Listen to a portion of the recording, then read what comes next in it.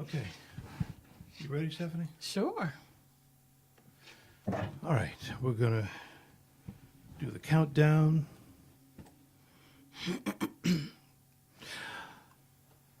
3, 2, that wasn't supposed to come up. 3, 2, and 1.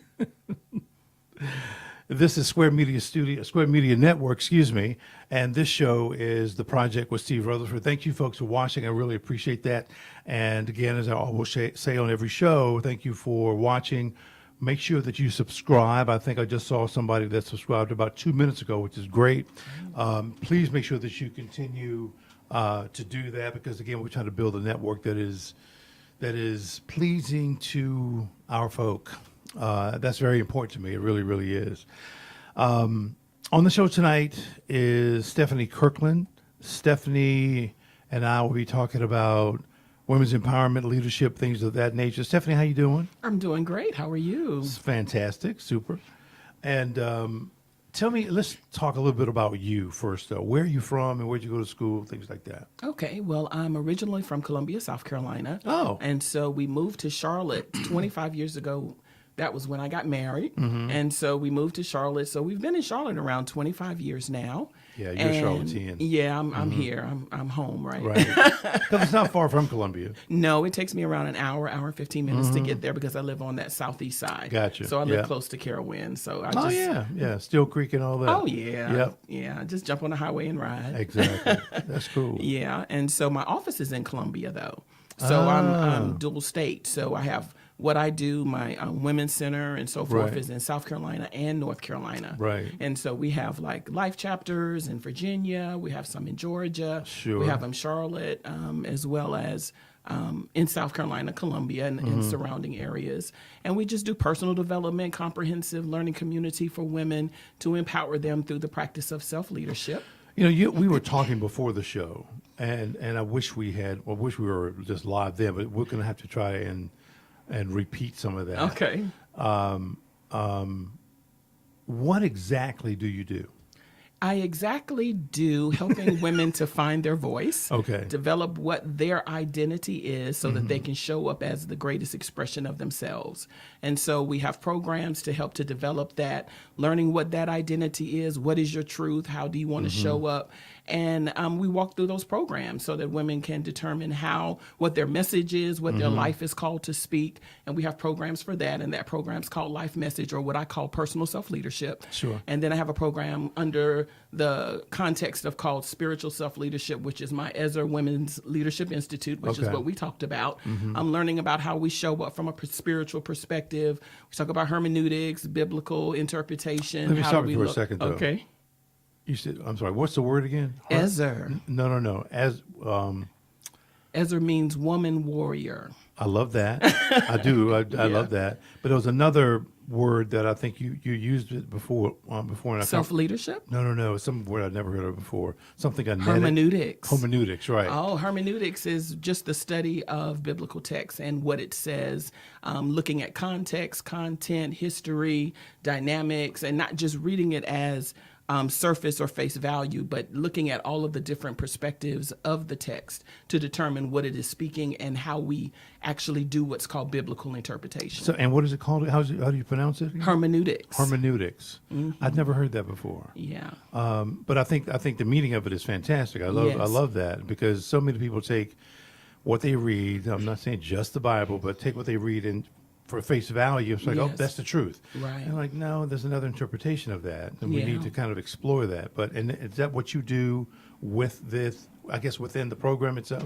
Within the Ezra program, that is what we do. So we look at how women show up through history. We have different semesters where we deal with different topics. So first semester, we deal with what is hermeneutics. How do we look at text? How do we look at context? How do we look at interpretation? How do we look at where did my Bible come from? What is the history of it? How was it shaped? How was it developed? And then now, how do I fit into it as a woman? Right. And where did that come from? from and what do those words mean? So we're not just looking at it as a literal text. We're actually looking at context. Okay, what is the background? What is the history? Where are these people living? What is their conversation? What is their language? So that we can get a rounded, holistic understanding of how women showed up in the text, and then turning around and seeing how we're showing up today through that practice. So you're really you're taking this thing layer by layer. Oh, yeah. Wow. Yeah. So first is hermeneutics, biblical interpretation, understanding what that means. Next layer is, the history of women throughout history. We go back to the Industrial Revolution, how women have shown up, how we've been interpreted, how we've been shaped, what has our identity been. Right. We go all the way through. We deal with feminism, we deal with complementarian and traditionalism, we talk about egalitarianism, womanism, all different perspectives of how women have been interpreted over history. And then we look at that context, and then we compare, we do comparatives of those different interpretations and what they mean to us as women and how we show up based on biblical text and interpretation. That is very, very deep. Oh, yeah. To me, it's very deep. And then after we do that, our next semester, we actually take all of that information that we've learned, and we go through every single scripture that has a woman in it. And then we use all of that information to rightly divide or look through biblical interpretation for all of the different types of interpretations that they are, so women can make for themselves a determination where they stand in interpretation. Right. How is that threaded into women's empowerment? Because it's about identity. Everything I do is about identity. How are you showing up? How do you feel that you're called? What do you feel that you're called, and who you're called to be in the earth? And for so many women, that religious or spiritual context is a huge part of how they deal with who they are. Right. So when we deal with self-leadership, and we have the personal self-leadership, spiritual self-leadership, social self-leadership, physical self-leadership, I say all of those components come together to be a great original. But we need to know what is our identity and how are we choosing to show up in those different aspects. Is there during the whole process, is there some segment that is probably the most difficult for most people? The most difficult is the personal one, where they're actually looking at their history, their past, what has happened, what is your truth. I'm sorry, I say people, but this is only for women. Well, my program is for women. Yeah, Okay. I believe that's my mandate, is just to empower and encourage women to just show up in the greatness of who they are. Now, I get harassed about doing it for men, but I do it all for women. Yeah. Yeah. No, I think that's great. I think it's great. Yeah. So the personal self-leadership is the hardest, because you have to look at yourself. How have I been showing up over this time? You have to take responsibility for your life. You have to release other people for what they've done, and say, okay, from this point forward, I'm going to take responsibility for how I'm showing up. So what does that truth look like for you? The self-awareness, self-observation, the self-management, because I don't believe in just giving information. We have to have process. And so, when we come together, we learn a particular thing, and then they have to walk that process out until we come back together. So tell me this, though, Stephanie, how did you get into this? I mean, I'm sure, did you go to undergrad for psychology or something, or how did you get into it? It started with my own journey of not being fulfilled. And knew that I was called to a bigger reason, a bigger purpose. Right. And wanting to know what that was. Right. And being frustrated that I knew there was more. I was more than what I did for other people. I was more than duty and obligation. And I wasn't fulfilled. Everybody else was happy. Oh, yeah. But not you. I wasn't happy, and I knew there was more. Yep. It wasn't that I wasn't content by doing the things that I was doing, because I was mom, wife, preacher. I had all these different roles. Right. But it wasn't getting to the core. You know what I'm saying? What my purpose was. And I knew I was supposed to show up differently. And I did not want to show up based on what I did. I knew that I had a message. My life was called to speak. And so I even had to change what my definition of purpose was. Right. Because we're taught that purpose is what you do. And so I came to the realization that purpose is not what I do. Purpose is the message my life is called to speak. And it is through that message that I do. Yeah. Right? So it doesn't matter what I do. My message fits no matter what. So I did not have the purpose piece, but I had the activity piece. Right. And so the activity wasn't bringing fulfillment because I didn't have the purpose piece. And so it was my own journey. Yeah. Yeah, but you don't have a degree in psychology? Or I do. Oh, you do? Yeah, Okay. I have a degree in psychology with a minor in religion. I'm getting ready to go back and get my master's this fall in organizational leadership because Sure. I want to work That on makes that sense. business piece. Going in because, that goes to the leadership in business. It does. Like we talked, we said we were going to talk about, because we believe that business acumen is what makes you a success.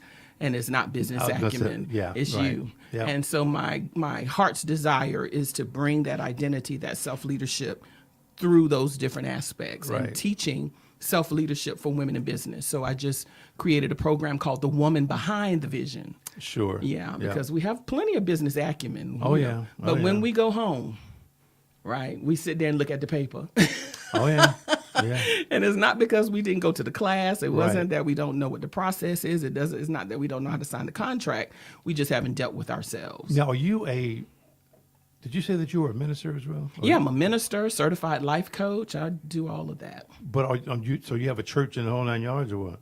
No, I don't have my own church. My Okay. husband pastored for 25 years. We Oh, were wow. a part of a denomination. We were part of the Amy Zion Church probably for like 15 years. And Yeah. then he went and did his own. We had a non-denominational Gotcha. ministry for probably around 10 more of those. Sure, And sure. then he retired. It was that dual working. Sure, So yeah. I'm sure he'll go back to it after he retires because he gets to retire early. He's in the school system. Ah.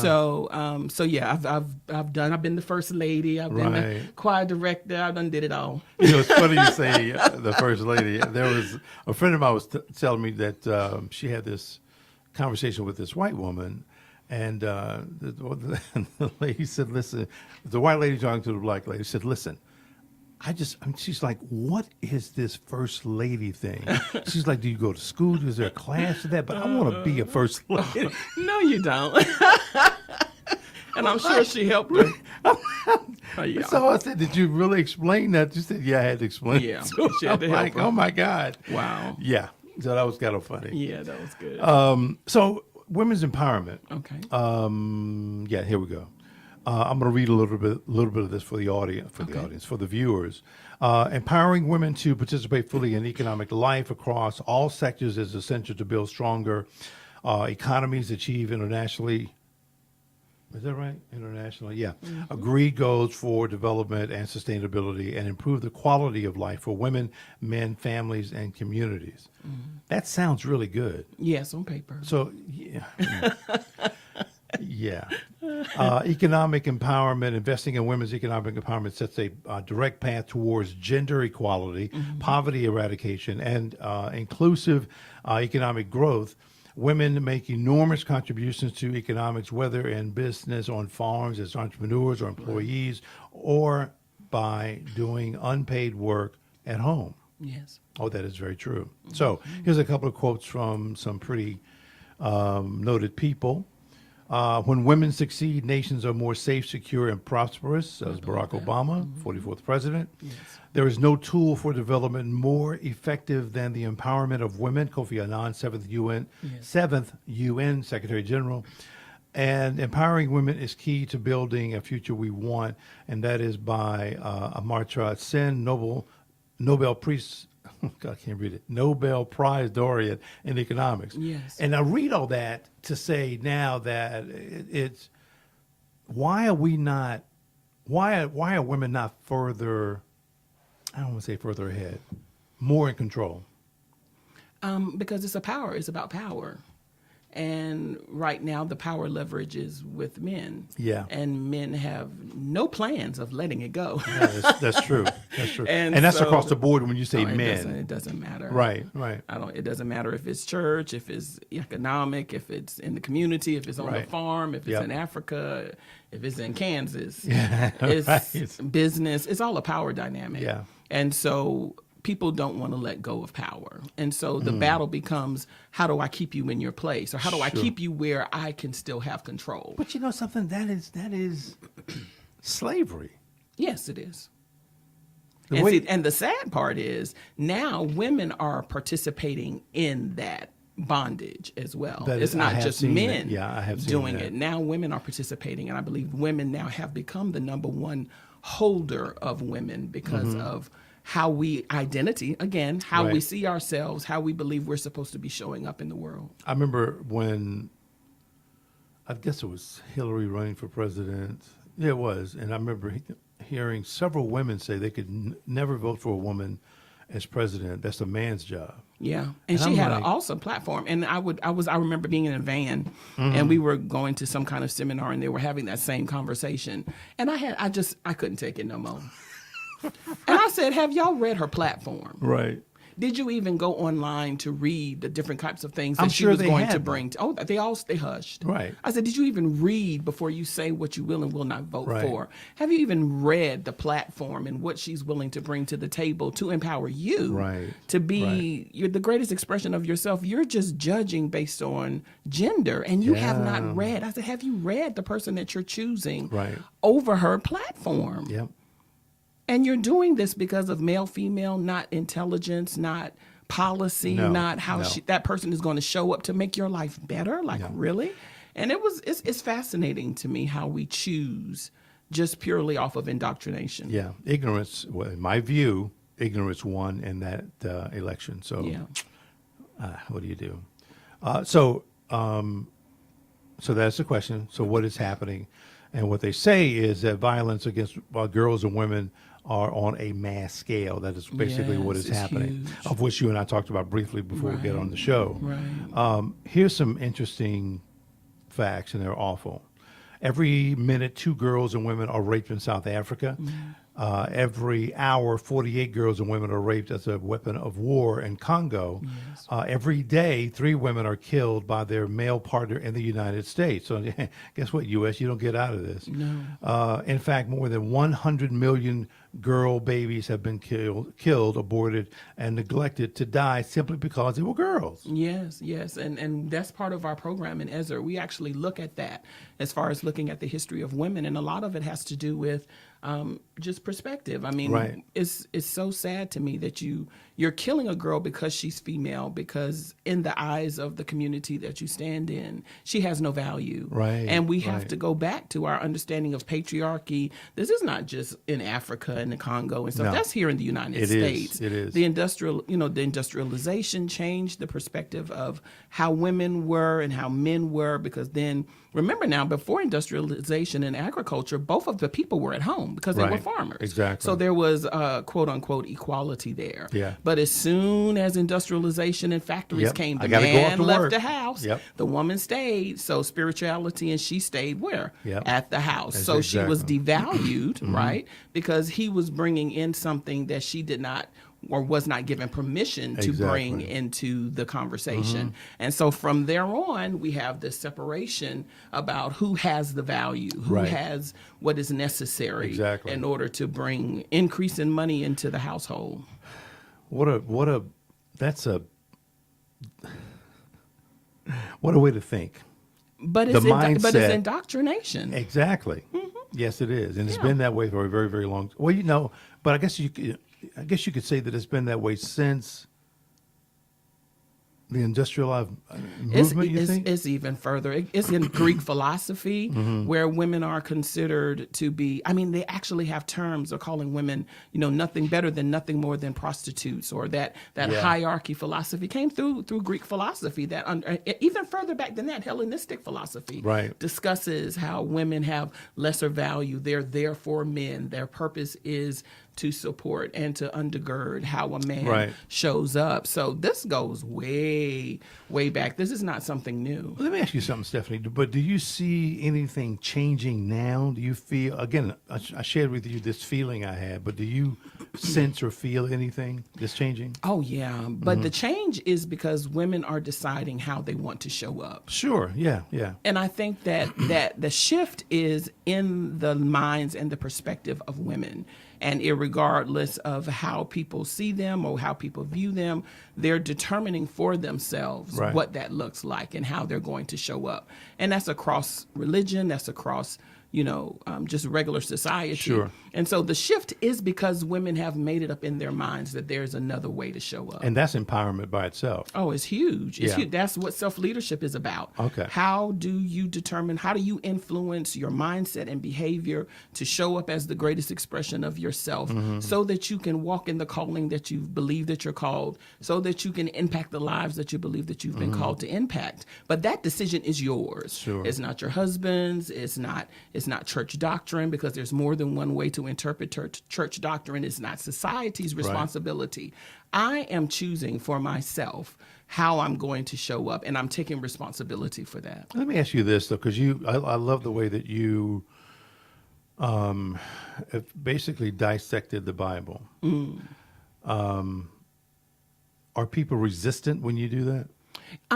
This is my philosophy. Those who are looking for me find me. I'm not here to try to change anybody's perspective, Right. but I am here to teach just basic biblical context. Okay. So me teaching hermeneutics, you'll find it in a seminary. What I teach as far as biblical interpretation, you'll find it in a seminary. Right. My minor is in religion. I've done my research around this topic. I've had professors and doctors and Right. doctorates overview what it is that I'm teaching and how Yeah. I'm showing up with the text. And so, the bottom line is, again, choice. If you want to be complementarian and traditional and you believe in a hierarchy way of viewing biblical texts, more power to you. Right. But there is more than one way. There's egalitarianism, there's womanism. Yep. There are other ways in order for you to interpret. And if you believe that there's another way that you're supposed to be showing up, especially when you believe that you've been called to lead as a woman, then you need to do the personal work. You can't, if you're going to follow the Bible, you can't just throw away, pick and choose what scriptures you're going to stand on, Right, because right. now you're a hypocrite. Exactly. So now if you're going to stand on the Bible as the truth that you're going to live your life by, okay, now how do I investigate this? Because I know what I feel in my heart. Right. I know that I'm called to lead, but this scripture says this. Sure. So how do I handle this text? Yeah. And so you handle the text through hermeneutics, through biblical interpretation, through doing the work, through looking at history, through looking at context, and having the conversation with the text, and Right. knowing that you're not the only one having the conversation. This conversation is going on around the world. The Right. sad part is that it's happening in higher education. It's not happening for lay people. Right. And Right, so right, this yeah. conversation has been going on forever. Yeah. And I've gone up to professors and said, why are y'all not having these conversations in church? Why are And their y'all the response? only, they blink. Why are we not privy to this information? Right. And we're the ones trying to live out this context. Wow. We need to bring this information. We need to bring scholarship to the church. And so there are a lot of programs that are being launched now that's doing that work. That's amazing. So the interpretation piece, I've heard ministers preach and pulling scripture from the Bible, and being me, I almost always had a different way of looking at it. Okay. And the minister would say, "Well, no, this is the way that is meant, and this is." I'm like, we're just going to Agree to disagree. agree to disagree. I'm sorry, but I just don't look at it that way. Okay. And you're going to teach it that way to the entire church is cool, but it's just not for me. Right. So I think there's people who really believe that the Bible is the way it is, and that's the way everything has to be. For me, they're kind of lost. Okay. Because they put up this wall and they won't go beyond that. Right. Is that fair to say? Well, I mean, but it is a actual perspective. Sure. It's called sure. complementarianism. It's called yeah, infallible, inerrant. I Yeah. mean, it's a part of the Protestant Reformation. So, but we don't think in those terms. We're not having those conversations Wait, to stop for a know second. that. You say it's part of the Protestant Reformation. The Protestant church, the root of that is yep. connected to looking at the text, especially during the time when the Bible was being formed, what was Sure. going to be in, what's Sure. out, how is that going to look, what Yep. we're deciding as far as the shaping of biblical text, and then how are we going to use that Bible to create community. And see, a lot of times we forget about that. Right. The intention is to create community. We don't even think about Jews thinking that way. Right. Their intention was to create community. And so when we open up our thinking to look at the text, not through Western eyes, Right. but through their eyes and what Exactly. it was that they were trying to create Yep. and how they were trying to show up. And then looking at that text, now being connected to the Reformation and Right. what that looks like Sure, and sure. what their mindset was. See, we don't even think about the people who have shaped our text, Right. shaped what it looks like. I and think how about that we're often. shaped. Yeah. Yeah, I have but thought we about have that, to but- have that conversation Yeah. because there's more than one way, more than one person, more than one opinion. That's why we have commentary. That's why we have Yeah, yeah. 5,000 translations. Right. Because everybody is looking at the text, Yeah. right, through how they view the words and the context of what's being appreciated. So, when you're talking to your students, I guess, Okay. I guess you're teaching them how to look at things differently. I'm teaching them how to look at it the way that they should. Okay. I'm teaching them how to look through the eyes of hermeneutics because that's how everybody who is of scholarship looks at the text. So I'm teaching them how to look at the text through the eyes of scholarship, not just through a feeling or Right. or a spiritual knowing, but that is a part of it as well. But I believe both pieces are necessary for us to have a complete and holistic vision of the text. It is history, even though it is also spirituality. Sure, And sure. so when we only look at it through one lens, we miss a big piece of the puzzle. I totally agree with that. And when we miss that piece of the puzzle, we have to create a context in order to have a conversation with the text. You remember back in the day, and I guess it still exists to some degree, but the fire and brimstone preachers, based on what you just got through saying, it kind of took me back there because I believe that they're going off of one interpretation. Yes. And had they kind of gone through each layer, the way that they delivered their message would have been totally different. Right. And, think about that scripture that says an eye for an eye and a tooth for a tooth. Right. Like we see that, oh my God, they're going to pluck out somebody's eyeball. But if you really look at the context, Right. that was the better. Because before you used to be killed. Right. But if you don't know that, Right, exactly. then you're like, oh my God, these people are just plucking, cutting arms off, Yeah. plucking. But for them, that was the better. Right. Sure. That was actually advancing Yeah. the conversation of humanity. I mean, think about that. Yeah. But before, man, you dead. You know, You're done. you stole it. You Yep. out. See you know later. what I'm saying? Yeah. So, but we have to learn how to look that these people were growing in their conversation with God. And for so many people, they don't look at the text as these people learning God.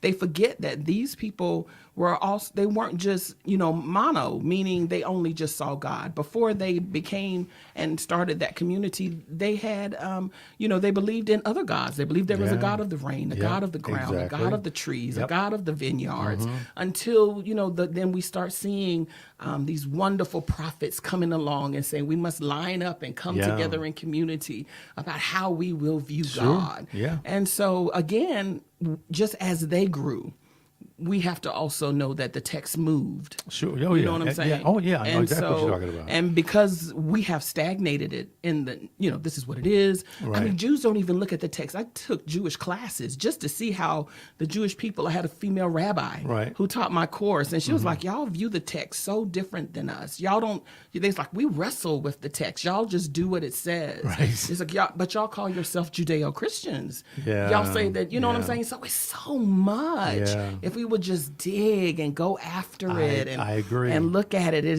is rich, and the Bible is beautiful, Yep. and it's empowering, and we can pull that context and those principles and enjoy the life of those people, knowing Right. that their life is their life, but God wants to show up for me. It's huge. Has women's empowerment, or what can they take from the Bible and associate that with women's empowerment? That like a ton Genesis of- 1:26 through 28, that we were both created to have dominion, to rule and to reign over the earth. That's the first chapter. Both. Both. It says both, So male what- and female. So what is wrong with us? Interpretation. I told you, hermeneutics. Wow. That's Period. and we're being taught that this is the way to do things. Correct. But I don't have a problem with how people are choosing to minister in their churches. My issue is, do they know that there's more than one way to think? I don't think they do know that. I don't think so. Right. Again, if you've done any kind of traveling, and let me clarify that. Some people travel, and when they go from beach to beach to beach. Mm-hmm. When I can't say when I travel, but I was in the Navy. Okay. So I went to a lot of different countries. Mm-hmm. Israel was one, Egypt, whatever. Right. There's a lot of countries. But I didn't go there just for the good time. I went there because I wanted to know the people, what The they were about. culture. Yeah. Right. Yeah. I remember being in Israel, and we were staying in this hostel on the edge of a dried up riverbed. So it's like 3 or 4 of us, went down to the bottom of this riverbed. And it hit me that I'm like, this is some of the same earth that people I read about in the Bible walk. Isn't that powerful? It is. Yes. It really, really is. Yes, it's wonderful. So my view, not since that time, but probably before that, has been just different, trying to find a different perspective. Right. But the powerful thing is there is community for you. It's just that you haven't found them. Yeah. Wow, look at you. Yeah. That's wow. Okay. I like that though. But women's empowerment this is the month for it. Again, I do feel this surge of power kind of coming up for women. I hope it stays. I hope it continues. But now I'm going to kind of shift a little bit and go into women in leadership. Okay. Because you do in fact teach that as well. Oh yeah. I have my company is called Epsiety Consulting, and so we empower women. I have a program called The Woman Behind the Vision. So let me just read this piece. It says, women are not new to leadership. Think of Cleopatra, Queen Elizabeth. Think of the women who led the civil rights and educational reform movements. But women are still outnumbered by men in most prestigious positions, from Capitol Hill to the boardroom. Yes. That's got to change. It does. And I think the more women release what they've been taught they were, because that is part of the issue. And like we were talking about, just mental wellness and how we've been indoctrinated as far as what our place is, and not really dealing with that battle behind, this is the role, this is the responsibilities, this is who I'm told that I am, but I feel that I am these things.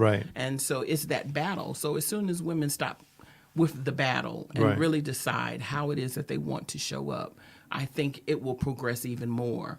And then owning how we show up is not about that me and you are exactly the same, or men and women think exactly the same. It's me owning what is powerful about my thinking process, or how I evaluate, how I look at things, and what they mean to me, and owning it and not seeing it as a negative, seeing it as a positive. Wow. Okay. Let me read this little piece here. Many of the challenges that women face in the workplace are the same as men. These challenges include work-life balance, parenting, juggling many responsibilities, and multitasking. Challenges specific to women continue to be wage gap. Women still earn only 73% of what men do in the same job. I like it when I read numbers, but it's horrible. It is. Discrimination remains present in the workplace. Sexual harassment is unfortunately not a thing of the past, and the higher up you are promoted, the fewer women there are, which is very true. Very true. What do you, in terms of, I guess, workplace harassment, sexual harassment, what do you teach, or do you?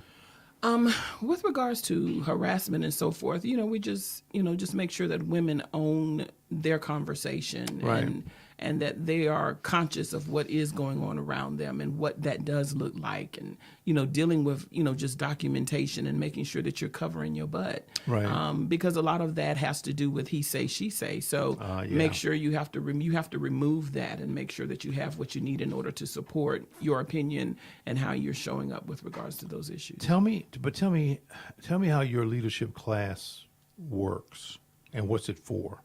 Well, it's called The Woman Behind the Vision, and it is to help women not just look at business acumen. I'm really not interested in that. We have plenty of business acumen programs, how to read the contract, how to get the job, how to, but the real issue of success is not business acumen. It is the person. Sure. And I use this example all the time. I use my Mary Kay example or my insurance example. Why is it that one person makes $10,000 a month and another person makes $50 or $1,000 a month. Mm-hmm. They go to the same training. They're in the same company. Right. They have the same leadership. Yep. They are surrounded by the same resources. Mm-hmm. They have the same workbooks. They have the same scripts. Yep. So what makes this person make 50,000 and the other one make 1,000? It's not business acumen. They have that. Right. It's the person. So what are the issues that you're facing that's keeping you from walking in the success that you're seeking? Okay. You know, it's not taking more classes. It's dealing with Right. your mindset, your thinking, limiting beliefs, your baggage, rejection, you know, issues with communication, your personality, Sure. how Yeah. you've been shaped.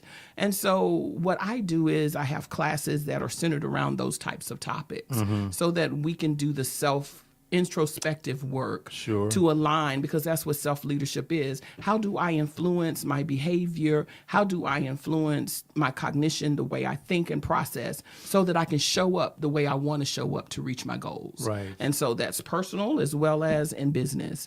And so my piece or my niche is helping people do the personal work so that they can show up and be the success they know they can be, Right. and making sure that they put those pieces in place and dealing with their baggage. I call it baggage. Sure, or yeah, dealing yeah. with the issues that's really, truly keeping you from moving forward. You know, you think it's, you know, I don't like to network. So what's causing you not to want to network? You go into the event, Yeah. you're sitting there blinking, waiting for somebody to come and talk to you. Ain't nobody coming to your table and talking to you. You need to get up and go speak to somebody. So what is keeping you from getting up? What's keeping Right. you from shaking someone's hand? What's keeping Right. you from saying hello? You know, fear's root is information. Right. What knowledge do you need to break through that lack of understanding so that you can do what you need to do to be a success? So what do you tell those people, though? And I bet you that you've had this in your class, that they say that they've done everything right. They network, they shake the hand, they get the, you know, give out the business cards. What are they missing? I know, I'll say this. I know okay. everything is different. Every person is different. Right, But- right.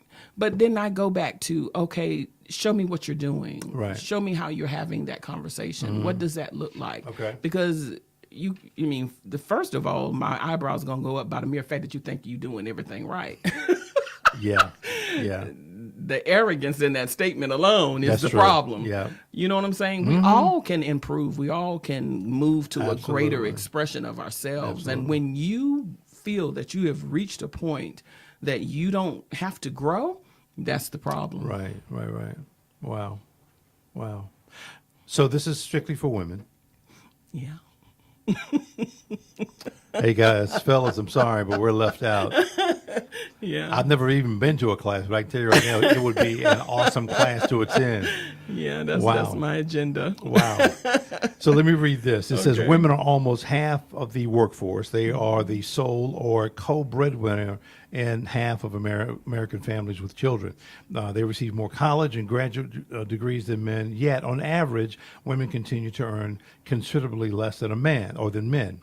In 2017, female full-time year-round workers made only 80.5 cents for every dollar earned by men, a gender wage gap of 20%. Yes, but it still goes back to indoctrination. It's no different. I mean, the indoctrination is a man has a family to take care of. Okay, You're right. just in the workforce. He has to take care of a wife and children. Yeah. So there's a justification for the gender gap. Oh, you just taking care of yourself. You don't need that much money. And it's mindset. It's called implicit bias. There is a Right, bias right. that if he has a wife and family, he needs more money. Yeah. Okay. I mean, it's just straight up bias. Right. Of But course it is. And of course it's unconscious. So then when you see a man and he's talking about his family and his wife, Right. and you see them 3 kids on the picture and he's cheesing, and then you see a woman who says she's single and she's living her life like it's golden. Right. Implicit bias says he needs more money than she does. It's not about skill. It's not about her ability. It's not about how she's showing up. It's not Right. about that she's even better. Right. It's quote unquote need. But if you change that photograph, you change that picture to the woman who is extremely just well qualified, who has 3 or 4 kids, and she's a single mom. Correct. But it's still She should be getting But the implicit bias says that he needs it more because Right. there's more of them, or he's carrying a heavier load, even though we know she needs it more. She needs the increase because she's doing it by herself. Let me ask you something. So who really sets the pay level? HR? Yes. And for so many corporate, it's the decision of the person who's interviewing what they choose to determine to give. That's like with my husband in the school system, their salaries are exposed. So you can go Right. online and see everybody's paycheck. Right. And I think that helps to deter that pay gap issue. But Right. for the majority of people, nobody knows what everybody is making. Yeah, So that yeah. undercover, undisclosed context allows people's bias to determine who they believe is worthy of the increase. You know what I think is horrible, though? In HR, at least from what I've seen, I've not seen a ton, but a lot of the HR departments are headed up by women. Yes. But you're going to pay a man more. Yes. Something's fishy. Something's wrong with that. But I mean, it's just part of bias. It's Sure. part of indoctrination. Again, Yeah. like we said, there is a mental component to how we view society and life, and it's part of indoctrination as far as how we stand as a society. But And I've it's a part seen of it. women go to HR and argue their salary Yes. increase. Yes, To it is not to many. to another woman. Yeah, and it's not many. No. that will do that, and Right. that's what is needed. And I'm just kind of blown away when that HR person says, "I'm sorry, but that's just the way It that the is. system is." Or how set you up." came in. Right. Well, what? Yeah, pick one. That's the level you came in, so you have to work your way up. That's what I've heard. So since you came in at this particular amount of money, we can only do this type of incremental increase based Exactly. on how you came in. Yeah. Yeah. Well, how much is Tom making? Yeah. Wow. Right. Tom came in different, Yes, he did. Yes, he did. very much so. Wow, that's amazing. No, I've read that part already. Let me read this. All right, women on average earn less than men in nearly every single occupation for which there is sufficient earnings data for both men and women to calculate an earnings ratio. In middle skill occupations, workers and jobs mainly done by women earn only 66% of workers and jobs mainly done by men. Right. It's amazing. But it's, I mean, I know I've said it 20 times, but it's purely societal. But is that something that has to come down from the federal level? Or where is that? Well, there's wonderful laws that are out now. I did a research study on this topic, matter of fact, for one of my classes. And part of a lot of the loopholes that are, a part of that conversation is keeping companies from having to really comply a lot of times if they don't have that structure inside of their human resource departments. So even though that the laws are there, the conversation from the corporation can still be, this is the amount that she came in at. There has to be other guidelines. I mean, there's actual statements that have to be discussed with regards to why there needs to be a shift or a change that has nothing to do with the topic of pay gap. Wow. It becomes a topic of, experience. Right. Then the conversation goes to, well, does she have capacity? Yeah. You see what I'm saying? It Yeah, always goes back to the ability or the inability of the woman, not necessarily the fact that she should be making the same amount of money. So there are a lot of laws that have gone out to help to work that out. But again, it's going to take a long time too. And I'm sure you have a stat about how long it's going to take to bring that to That is coming up. I sure do. So, Yeah. but let me ask you this: in your class, what do you have a success rate, or maybe I don't call it success rate, but a rate that shows how many women have done well going through your program? Oh, yeah. We have like testimony after testimony. The women do. They actually discuss, like if you go on my page, on my front page, you'll see the testimonies of Right. them sharing, this is how I came in, this is how I'm leaving out, Wow. this is what's happening. Like we have a women's expo every January. Probably 80% of our vendors are women who started their businesses after Oh, they've wow. gone through our program. 80%. 80 That's or major. higher. Yeah. And the vendors are women who've been through our program. In your office, I'm sorry, but your office is only in Columbia? I have an office in Columbia, South Carolina. That's where my office is. I don't have an office in Charlotte. Right. Yeah, I mean, I work out of my home because I live in Charlotte. I was going to say you may not need one here, though. Not really. Yeah. Because I go to, where it is that I need to go in order to do what I do. Wow. But my actual office is in Columbia. Hey, good for you. So, IWPR, I forget what IWPR is already, but it's report on sex and race discrimination in the workplace shows that outright discrimination in pay, hiring, or promotions continues to be significant feature of working life. Yeah. I want to read this part. IWPR tracks the gender wage gap over time in a series of fact sheets updated twice per year. According to our research, if change continues at the same slow pace as it has done for the past 50 years, wow, it will take 41 years or until 2059 for women to finally reach pay parity. Yeah. For women of color, the rate of change is even slower. Yes. Hispanic women will have to wait until 2024. Black women will have to wait until 2019. Yes. 21. I'm sorry, 2119, 2224, and 2119. Yeah. Instead of just going through and just making everybody parity, it's going to be a 100 process. years. Is that right? Am I saying that right? Oh, yeah, you're right. My research shows that. It makes you feel bad as a man. I just think it's ridiculous. It is. It's sad. It's very sad, but it is very real and very true. The research is huge on the topic. Right. Yeah. I don't know where to go from there. It's sad. And it's the reality that so many women are living today. And think about how many single women now, single mothers, who are trapped in this cycle of wage gap. And if they just had that little bit more money, that's an after school program, that's a summer camp for their children, that's groceries, that's daycare, that's something that can be paid that they need in order for them to be able to show up in their jobs even the better. Wow. Well, the struggle continues, doesn't it? It's real. Yeah. And so that's why it's my focus.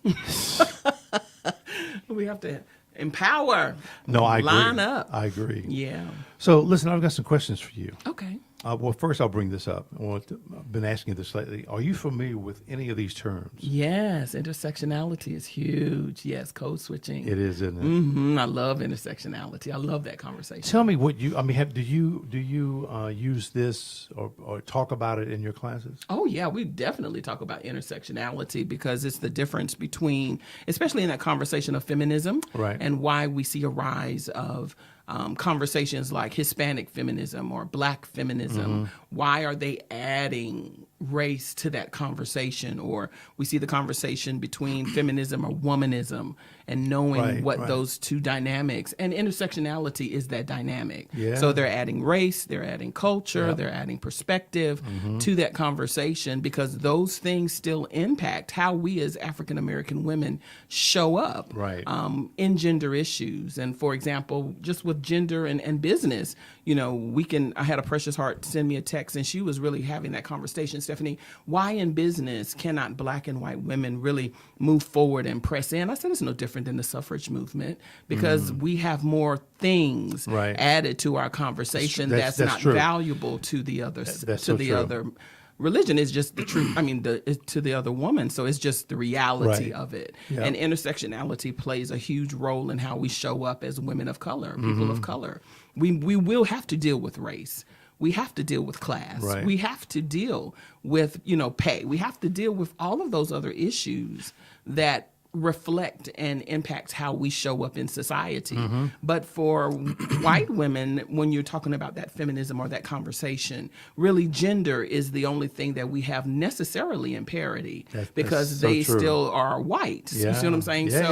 That conversation diverges. And Right. so we just have to decide, okay, where we are parity, that's where we show up together. Yeah. But I need you to honor the fact that I have these other dynamics that are just as valuable to me. Yep. And if you will support me in those dynamics, instead of saying that's my issue or not show up at all or not even have a conversation Right. because it's not your issue, Yeah. Yeah. then we can support each other in how we move forward. But intersectionality is huge. Wow. Code switching. Code switching, the practice of altering between two or more languages. Well, now, I think that's interesting for us as African Americans because we're not even in that conversation. We're not in that conversation, really. But we've been thrown into that conversation. Oh, yeah. You know, because it goes back to this crazy thing of Ebonics, and it really does, unfortunately, It's and all of that huge. mess. But and you know, names. And my thing was, I guess my thing about code switching would be resumes. Yeah. The creative names, Yep. keeping people from getting jobs, and how are we going to have Yeah. that conversation Yeah. with our, my son's John, Aaron, Zachary. Yeah. Those are my boys. Yeah. But I was conscious of that. Sure.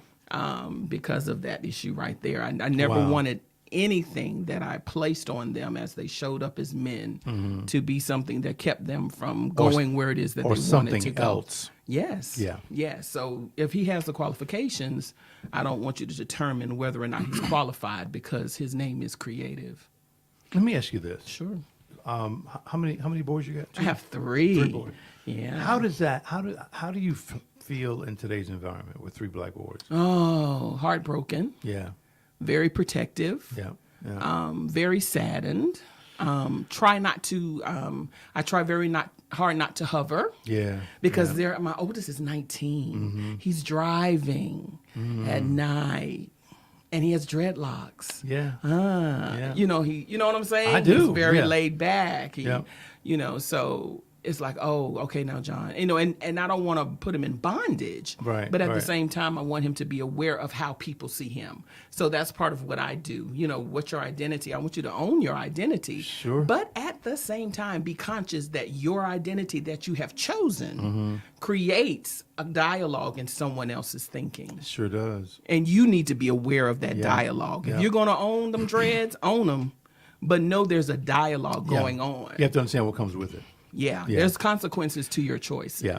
That's so true. Yeah. Wow. Yeah. And then all of my sons are very tall. And so my husband would say to them, because they were all in high school at the same time, because I have a set of twins. Okay. And they're 17, they'll be 18 in May. Right. And so my husband would say things like, now y'all be mindful, because if you get in an altercation or a fight with someone at school, they know there's 2 more of you Yeah. down the hall. Yeah. So you have to be aware of how people see you. All of you are 6'2". Yeah. And so if you had a fight, they're not just thinking about the fight with you. They're thinking about there's 3 of you. Exactly. So Yeah. all of those things, police situations, hands on the wheels, don't move Right, fast. right. Every time my boys leave the house, I say, remember your purpose. Remember why you're here. Yep. Be mindful of what's going on around you and protect it. What a way to have to live, though. Yeah. We have to live that way. Yeah. And that's one of the things that white folks don't have to worry about. No, they'll never, ever Right, have to. Right. Right. And sometimes they don't understand. Well, I'll get into this a little bit later. But, I'm sorry. Double consciousness. That was kind of coined by Du Bois. I haven't heard of double consciousness. But it's the not the ability, but it's the oh, good grief.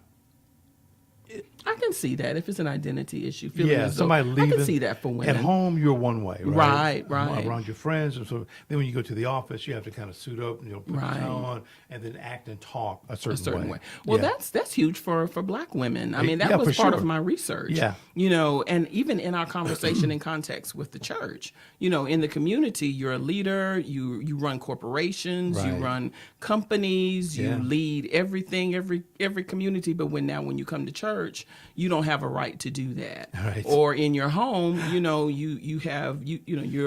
part of the breadwinning combination in your household. Yeah. You have all these great jobs, but when you come home, you're my wife, and I expect you to do certain things. And so that's double consciousness for us. I never liked that term. I expect you to do. But that is expected. I know. Yeah, especially when you don't have counseling before you get married. Expectations is everything. Yeah, Yes. you're right. So well, we kind of went into this already, but the political climate that we're in. Yes. Well, what do you think about it? I just think it's sad. Yeah. But at the same time, me and my husband talk about it all the time. We ain't shocked. Right. Black folk ain't shocked. Right. We knew this all along. I think this climate, to be quite honest, is for white people who believe that it was gone. Right. I mean, we really have that conversation. This ain't for us. We knew y'all thought this way all along. Exactly. Now you just have an opportunity because of the leadership. You're saying what we knew you were thinking. Exactly. So black folk ain't shocked. Yeah, that's a to good me, way it's to like, look at it. Yeah. and Yeah. I knew that. You know what I'm saying? Yeah. So I think it's going to help to be positive. I think it's going to help to reaffirm affirmative action. All of those great things that have been right.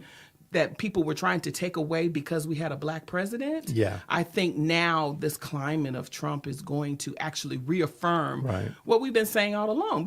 Think about it. Before Obama left, what did he say? Don't be caught by the okie doke. Right. Yeah. But all black folk knew it was the okie doke. We knew. Because we've Yep. lived over generations with people just being around us because they had to. Exactly. Not because they thought we were equal. No, not at all. So this ain't for black folk. We knew this all. This ain't no surprise to us. We were like, oh yeah. Mm-hmm. It's the white people who were in shock. Yeah. I love it. I be watching MSNBC. They're traumatized. Yeah. I mean, they're literally, I'm like, and it's kind of funny to me. I'm like, we've been telling y'all, but y'all ain't believed it because y'all wanted to believe that it was over, but we knew it wasn't. Now you listen. It's just like the protest that happened in Charlotte. What was that, a couple of years ago now? Mm-hmm. Yeah, a couple of years ago. People were surprised that it happened. And I'm like, I don't know why you're surprised. Why are you surprised? That was it was like a ticking time bomb. It was going to happen. It was going to happen. Right. Period. No more, no less. Yeah. No, this isn't for us. No, right. I agree with that. folk. I agree. So have you ever had to deal with living while black? And are you familiar with the term? Yeah, I'm familiar I'm familiar with the term with regards to that. I think mine would be more so centered around my boys, Right. And their activities and people's expectations about black people, or that we do or we don't do certain things or Right. act certain ways. And being around other families, especially with sports, Right. And like, wow, y'all, and actually looking shocked, like, y'all do that too, like, yeah, we're people, Right. we have a house. So let me ask you, what did you think when you saw the two guys at the Starbucks getting arrested just for being there? I was like, and? Yeah. I mean, really? Because I said, again? Yeah. I'm like, what is going on? I was like, and it's that fear. Yeah. Right. I mean, think about it. Trump is just digging up that fear. Yeah. But that has been going on since slaves were brought to this land. Yeah, true. The fear of the other. Yeah. And so as long as we create that atmosphere of the other, it takes away our humanity and it justifies fear. Right. Yeah. Black Lives Matter, Me Too, are they effective, you think? I think they are. I think they're powerful. I think they're empowering movements. The Me Too movement just has to get its flow and its footing. hinge. Right now it's just about accusing. A lot of it is, very accusing, but okay, now after that, what next? Right. So, yeah. but I think over time it'll get its legs, and we just have to be careful how the passion that's connected to it, making sure that we have understanding about how we really wanted to show up and the consequences of the choices that we're making. Sure. Because guess what? It's easy to make the choice against somebody you don't like. But when somebody you like does the same thing, how are you going to show up in that conversation? Right. And so it's about, what does that look like? How are we going to shape it? How are we going to show up? Even with Black Lives Matter, how are we going to show up in this conversation when your white friend says nigger?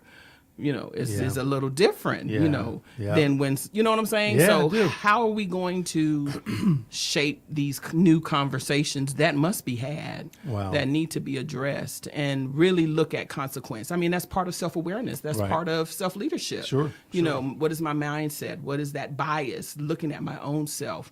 What am I going to do about that? What are the consequences of that choice? How do I manage myself?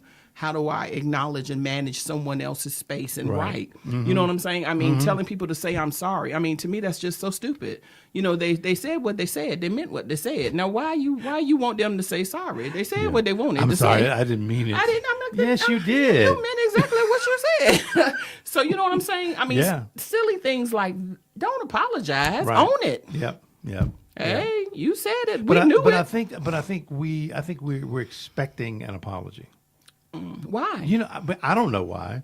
I think that's for some people that's going to make it okay. It doesn't. They still have the same thinking. Of course. They still have the same bias. Nothing has changed. Yeah. Let's pull a Bible scripture. From the abundance of the heart, the mouth doth speak. So it is a settled truth that came up out of their mouths and was spoken in a stressful or non-stressful situation. For sure. But it is the root of that is it is your truth. Yeah. Own it. Wow. I respect you more for owning your truth than to pretend that it's not real. I agree with that. I agree. I like knowing you. I like knowing where I stand with you. Here's an easy one. Favorite restaurant? Oh, I love anything Italian. I love Italian. Any pizza. Me and my son was coming up. I was like, pizza. Anything Italian. I love Italian food. Carrabba's. Anything with tomato sauce on it, I'm good. That's you. Huh? Yeah. That's, okay. I hear you. Favorite drink? My favorite drink is sweet tea, but the sinful sweet tea from McDonald's. The sugar tea. I was just going to say, I'm like, wow, that is some really sweet stuff, man. It's not really tea. It's sugar. It's sugar tea.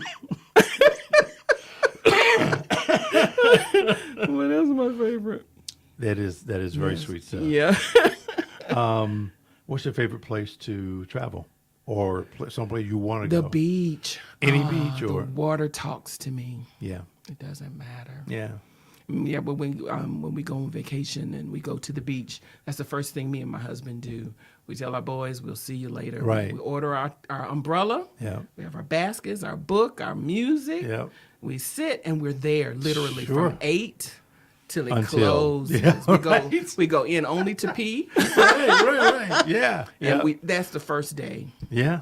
And we just sit. The water talks to me. It is nice though. It's so powerful. I mean, just to think about how big, you know what I'm saying, the ocean is, and it makes me think of God. Yeah, for sure. How huge he really is, Yeah. that there are places in the ocean that no man has ever gone. So true. It's just magnanimous. It's funny you say that because I was in the Navy. I love being in the Navy. Yeah. I was on several ships, and my wife and I went on a cruise this past December. Okay. I've never been on that kind of cruise before. And when we were out at sea, I could think it was like 10 o'clock at night or something. I don't know. But I went out on the balcony, and I had my moment. Yeah. I'm like, and it's so funny because I went out, closed the door behind me, and I'm like, I just looked out. The water was very calm. The moon was right there, and I'm like, I'm back. Yeah. I said, I missed you. Yeah. But it's just it is. Yeah. It's an amazing. It is. That's an amazing time. Yeah, and it was powerful. We don't talk. Right. I mean, we literally don't have much to say because Right. it's just about just being next to the water. For sure. Yeah, Yeah, it's for sure. wonderful. I love it. Oh, here's a good one for you. What can we do to have a more peaceful world? Oh, that's an interesting question. What can we do to have a more peaceful world? I think people taking responsibility for their actions. I mean, and really owning Right. the role that they play, and to remove the blame game. Yeah, yeah. Just You know what I'm own saying? it. Just own where you are, own Yeah. your thoughts, own how you're showing up. And I think when we do that, we're at peace with ourselves. Right, right. And when we're at peace with ourselves, it makes it easy to be at peace with others. Sure. And so just owning who you are. But of course, I'm going to go back to identity. But No, that's fine. just us being okay with us, and then allowing other people to be who they are. Right, right. It's funny. I think sometimes I've been asked this question. Well, like, why is there so many religions? And I said, I think God was having a good time. I think he said, I'm going to create all of these different religions, and I'm going to see how they react to it. Right. And the guy was like, you have a vivid imagination. Very. I'm like, well, Very vivid. that's okay. It is what it is. Right, right. Here's a good one for you. What or who is God? I think God is source. I think God is the source of all things. I Wow. think he's source. That's who he is. That one made my hamstring tense up. God is everything. Yeah. When you said source, though, that's. But I listen. I'm right there with you. I agree with you. Yeah, yeah. Woo. He is what makes us who we are. Right. You know what I'm saying? Yes, I do. I sure do. Wow. That was amazing. Okay. We were at the end of the show. Oh, wow. I had such a great time. Did you? Yes, Did you have a good time? Yes, I did. I like to talk. Well, listen, I learned a lot from you. Oh, wonderful. I love in this it. hour. Yeah. I love it. For sure. I thought it was really, really good. But let me go over a few things before we actually close out the show. Okay. Later on tonight, LaWanna Mayfield is here. Oh, wonderful. I don't know if you know her or not, but she's on the city council in Charlotte. And but she and I are going to be talking about politics. Okay, And we're going to be awesome. talking about, she has an announcement to make. All right now. That's what I said to him. Like, oh, what is it? She said, Right. I'll make the announcement. I said, okay, fine. Awesome. Then tomorrow, come on. Now, this is interesting. Tina is an atheist. Okay. So I'm glad she's coming on the show because Okay. I've always been interested to see what an atheist thinks. Right, right. So we'll to me, see. it's still a belief. Right. It is, isn't it? Yes. It is. That's wow. Look at you. It's just a belief in the absence of God. But Right. It's right. still faith. That's Stephanie. It is. Hi, girl. I'm going to be calling you. That's all right.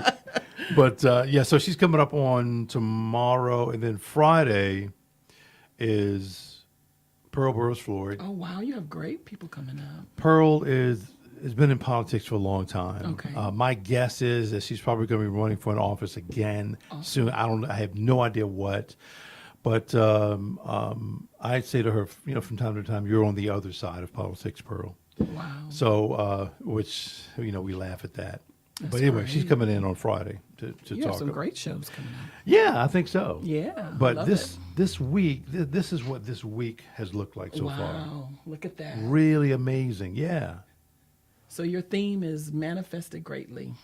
I think so. And thank you for recognizing that. Yeah. Yeah. Yeah. Awesome. I All really- perspectives, all genres, all perspectives. That's awesome. Yeah, absolutely. Yeah. No, so for next month, I'm trying to get people in to talk about Child Abuse Awareness or Prevention Month. Right.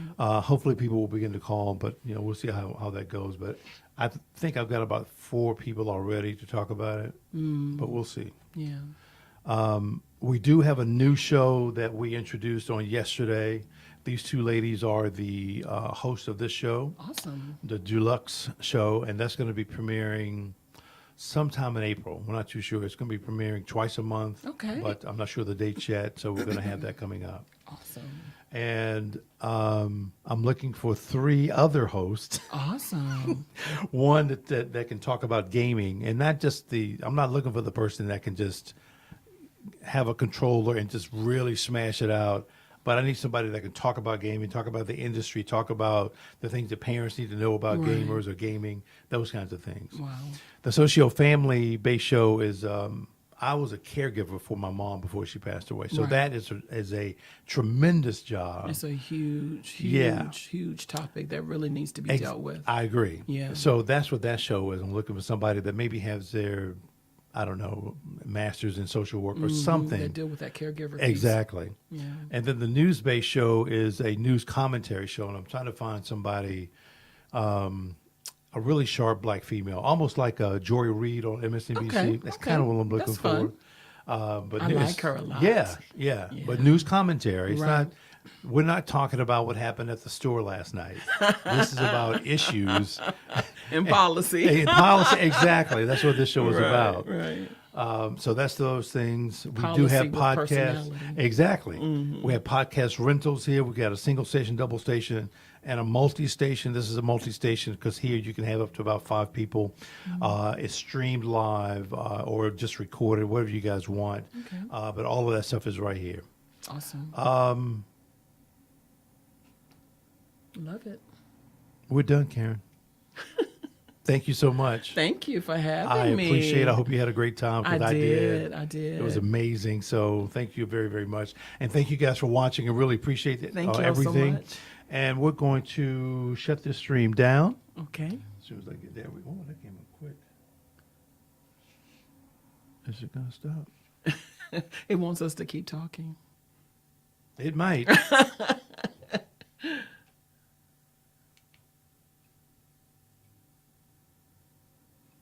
Oh, come on. Oh, no, I didn't want you to start. Because I feel like I'm breathing into the mic now. Last thing you want to hear is someone breathing into the mic. It's not it's not that bad.